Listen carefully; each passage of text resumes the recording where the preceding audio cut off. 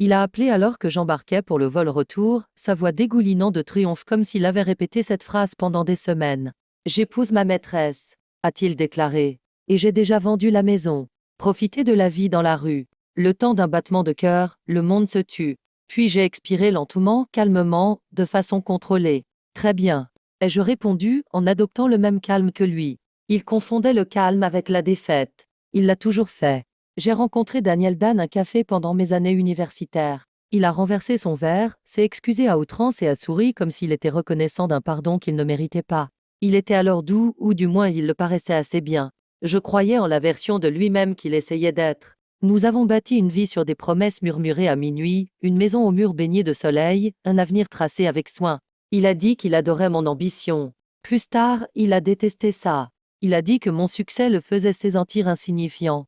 J'aurais dû savoir alors que les hommes faibles se rabaissent encore davantage à l'ombre des femmes fortes. Cela a commencé subtilement.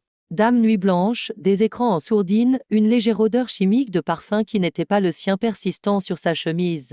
Il a mis ça sur le compte du travail, du stress, de mon emploi du temps. Mais on ne peut pas cacher des schémas à quelqu'un qui les étudie pour gagner sa vie. Le message que j'ai finalement trouvé n'était pas une surprise, juste une confirmation. Un SMS bâclé qu'elle lui a envoyé. Quand elle partira en voyage d'affaires, nous serons enfin libres. Gratuit. Ce mot s'est gravé dans ma colonne vertébrale. Je n'ai pas crié, je n'ai pas confronté. Le silence est plus assourdissant lorsqu'il est stratégique. Il pensait que j'allais m'effondrer. Il comptait dessus. J'ai donc étudié le champ de bataille.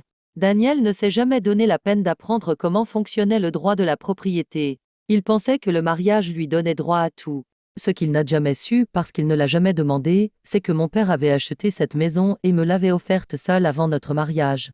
Mon nom figure sur le titre de propriété, ma signature est requise pour toute vente.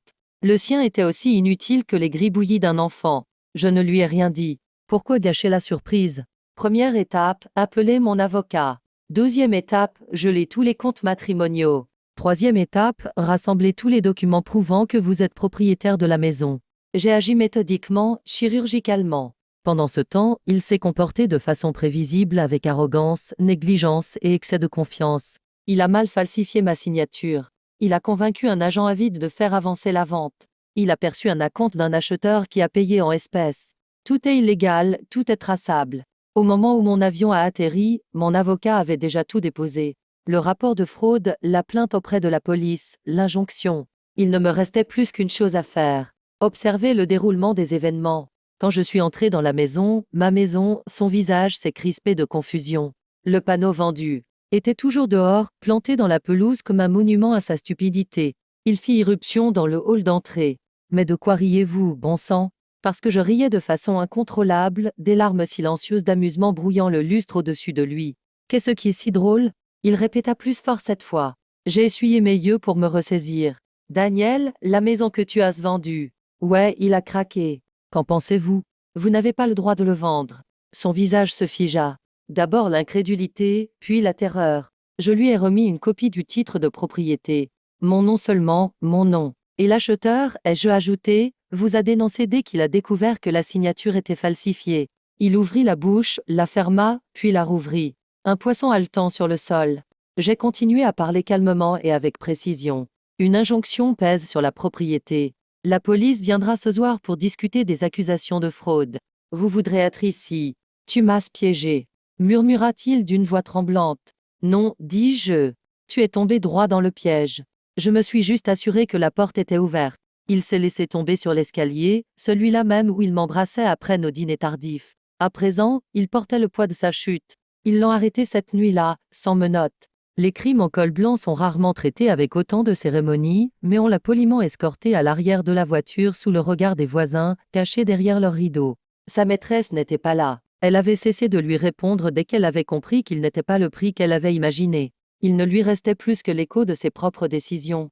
On croit que la vengeance exige de la rage. C'est faux. Elle exige de la lucidité. Ce soir-là, j'ai préparé du thé dans ma cuisine silencieuse. Je me sentais de nouveau chez moi, non pas grâce au titre de propriété, mais parce que je m'y étais retrouvé. Daniel a profité de mon absence pour me détruire. J'ai utilisé son arrogance pour le faire tomber. Et tandis que je regardais les lumières du porche vaciller dans le calme des heures après minuit, une pensée s'est installée paisiblement dans ma poitrine. Certaines trahisons vous brisent, d'autres vous aiguisent. Celle-ci m'a transformé en lame.